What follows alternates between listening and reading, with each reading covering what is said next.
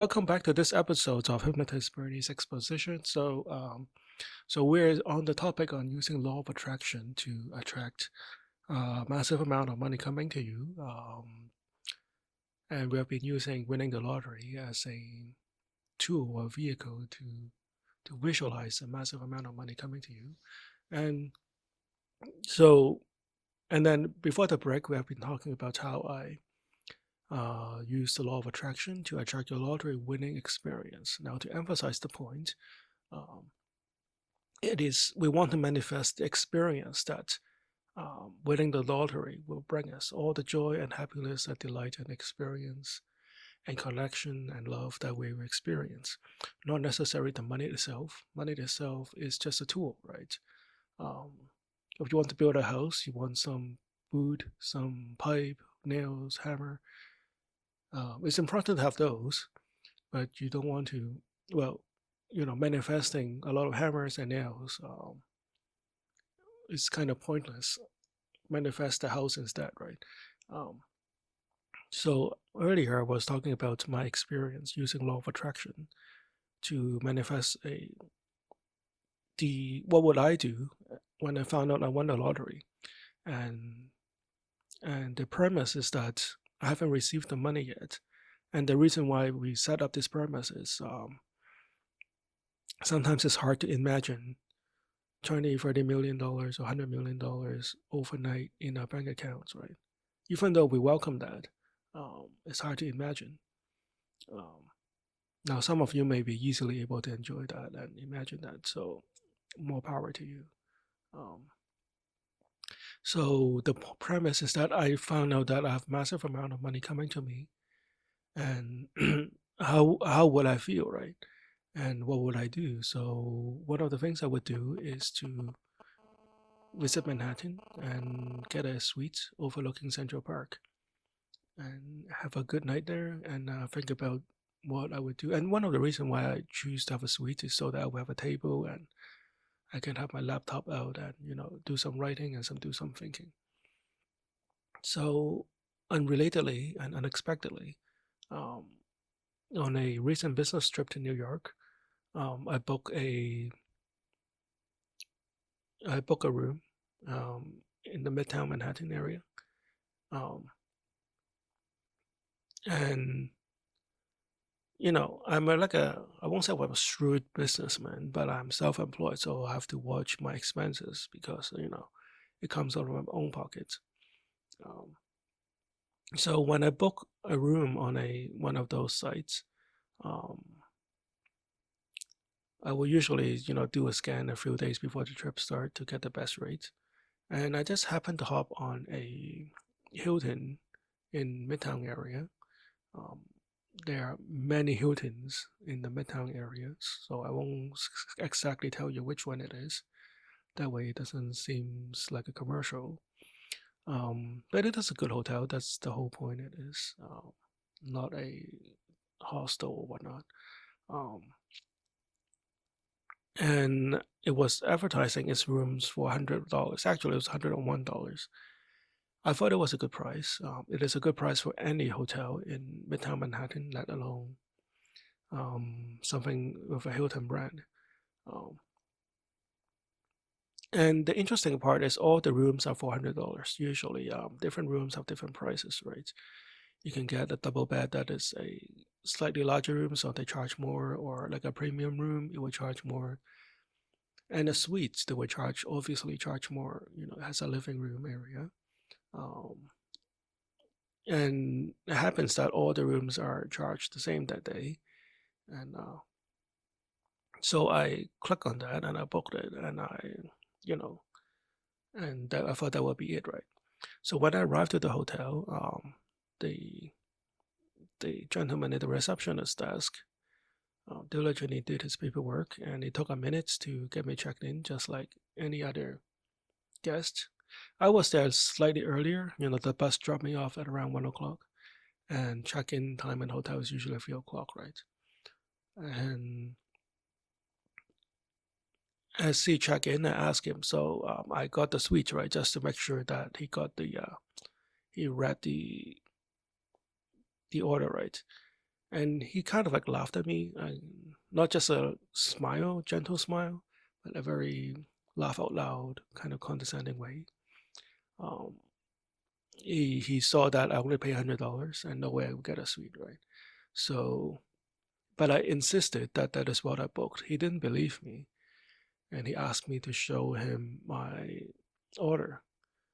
I have to, break out my cell phone and find that order, and it was quite clearly said that I booked a suite on a high floor, and he still didn't believe me.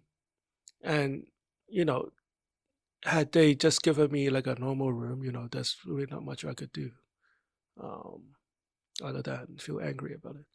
But just at the same time, a phone rang on the other side of the desk, and whomever is on the other line could only speak Spanish. And the assistant manager called out to the gentleman handling my check-in and said, you are the only one who speaks Spanish on this desk. Please talk to our customer on the phone. And then the gentleman briefly explained the situation to the assistant manager as she took over.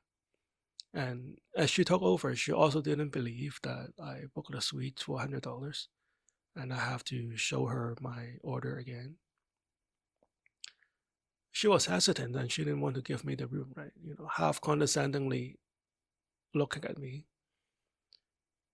So, and then, but I guess, it's right for them to try to do the right thing, even though they don't want to. So she said, so hotel check-in time is 3 o'clock. You're way too early. The only room that is available right now is not a suite. I was like, fine, okay. I will wait until 3 o'clock, not a problem. So there's really no other excuse for them to not give me that room. So I went to lunch, and one of the things that I say to myself and I promise myself, after I won the lottery, is to have a good seafood meal. Um, one of the trip that I've planned before, it has illegal seafood inside the hotel, in Massachusetts. So for those of you who are not from the area, Legal Seafood is like a high-end seafood chain. Now I'm not doing a commercial, and this is not endorsed, but that was one of my fantasy. It's not over the edge expensive, but it is something that people would go to when they on their birthday. Um, but so in New York, so like my planned my one of my lottery winning experience is to just get a seafood tower and just grab whatever seafood I can find on the menu, order everything, and that bill comes out to like $300 for drinks or tips, right? That's one of the games I play is to um, go to a nice restaurant's website and look at the menu and just pretend myself ordering all the food there and having a good time. This is what I would do had I won the lottery. So whenever I go to Midtown, there's this Korean seafood buffet that I would go to. And so that was a Sunday afternoon. It's a little bit more expensive. I would usually go to that place on a weekday, which is slightly cheaper. To be fair, I've only been there twice, and it was a few years ago. Now, my hotel is close to where this restaurant is, and it just flashed into my mind, oh yeah, I could have gone to this restaurant. So, it's only like 5 blocks away. I went there. And so Sunday is slightly more expensive, but they give you better food. And one of the options that they provide is all you can eat oysters and shellfish. And they also have all you can eat sushi, but the sushi, let's put it this way, is hard to, the fish is hard to chew through. And if you're eating, so my advice for all of you who are looking into enjoying sushi is that um, if the raw fish doesn't taste right, don't swallow it, okay? Very important. Keep that in mind. Um, so I didn't go crazy on the sushi area, which is all might as well because I'm on keto, so I don't want to eat that much rice. But I found out that they have an all-you-can-eat shellfish area. So basically, you can just go grab as many oyster as you want, as many clams as you want. Um, they have fried mussels and raw mussels and whatnot, and then they also have this is a Korean restaurant, and they have very nicely done Asian fishes. And for those of you who never ate at an Asian order fish in an Asian restaurant, they will serve you the entire fish.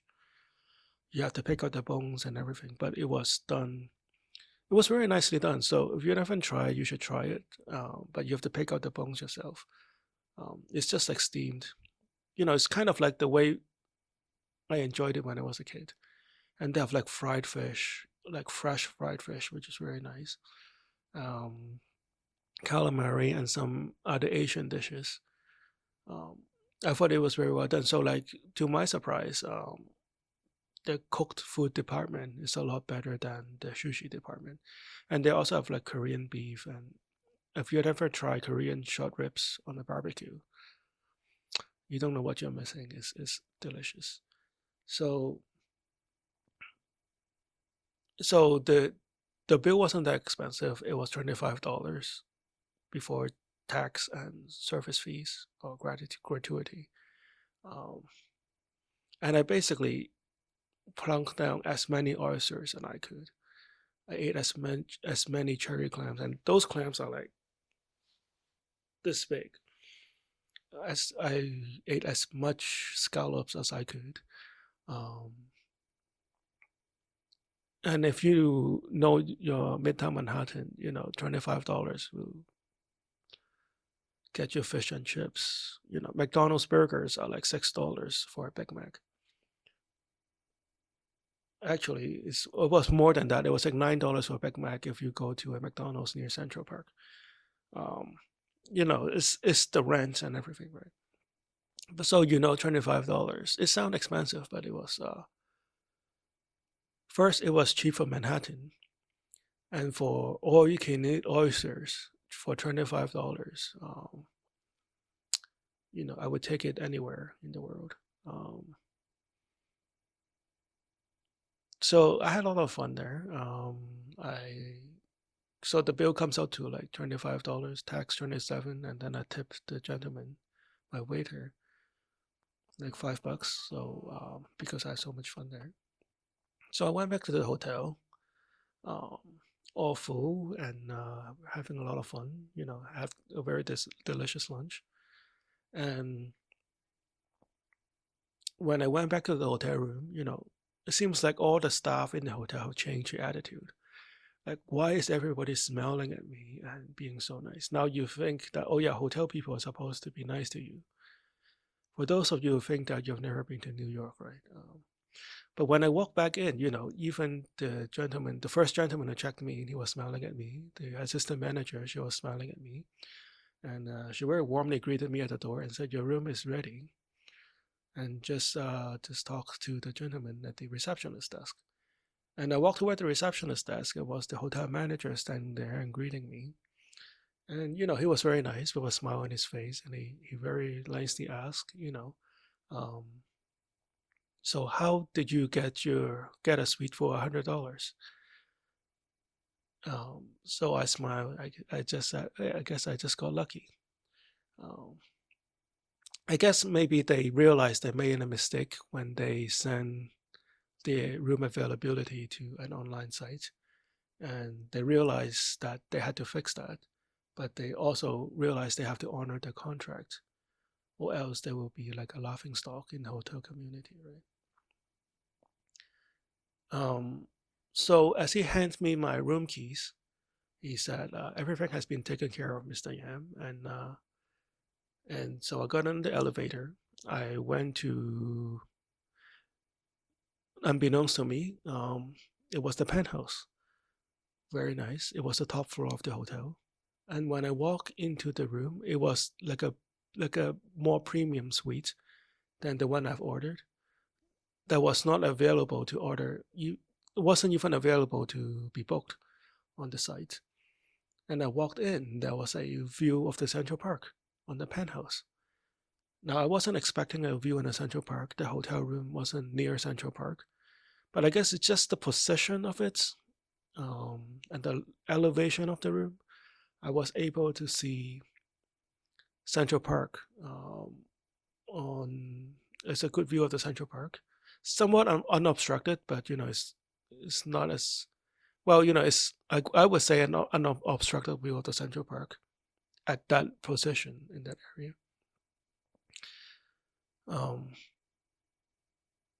And then I realized that the manager must have gave the staff a small lecture on how they have to honor their contract, and that they need to be nicer to their customers. And he personally handled my reservations.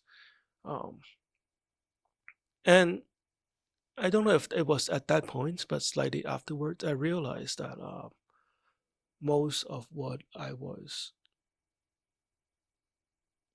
my exercise in manifesting an experience of winning the lottery is coming true. I'm staying at a suites, the best suites available in that hotel, overlooking Central Park, and it is according to the website, it is like a 4.5-star hotel. And I just got it at the price that I wish to pay, so it wasn't free. I still have to work for it. And I also, at the time, also just realized that I have enjoyed my lottery winning celebratory meal at that restaurant, for $30, and it was basically a seafood tower. Or even, I think it was even better quality than a seafood tower. And I like the idea of an unlimited abundance of seafood, that if I finish it, I can just keep refilling my plate. And it was delicious. And so that part have manifested itself. And one of the things that I like to do as the law of the law of attraction and manifesting reality, is to put in like a totem, like an object or a line or a word that tells me that this is the law of attraction at work. And one of the things that I keep telling myself that people would say to me when the law of attraction is working would be, everything has been taken care of, Mr. Yam, or Mr. Yam, everything has been taken care of. Now, I was imagining that coming from my accountant or my lawyer when they clear my check.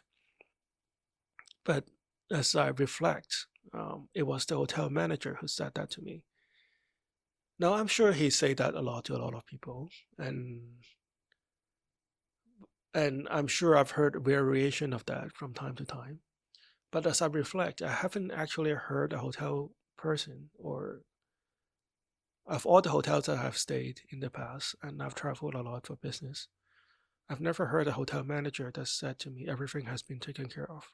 They will say, your room is ready, or this way, please, or we got you an upgrade.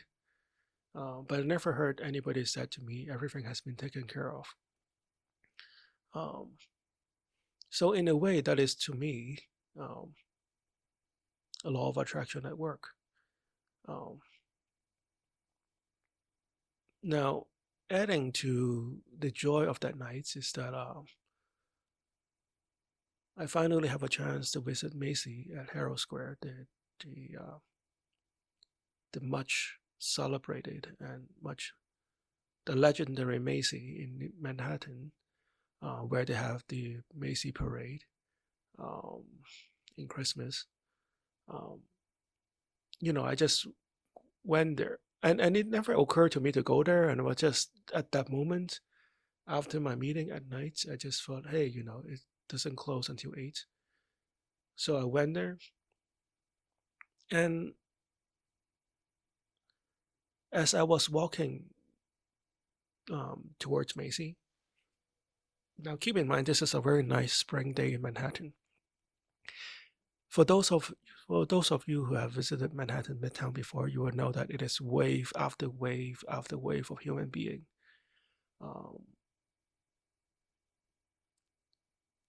Just moving around, even more so than a normal day, because everybody who lives in their apartment just flooded out to the street to enjoy the very nice day.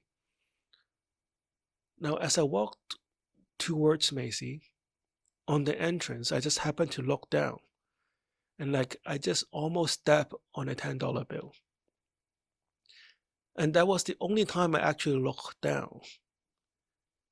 And in the middle of a busy street, and around me, the people are just walking by, just wave and waves of people walking by. And I just stepped on a $10 bill.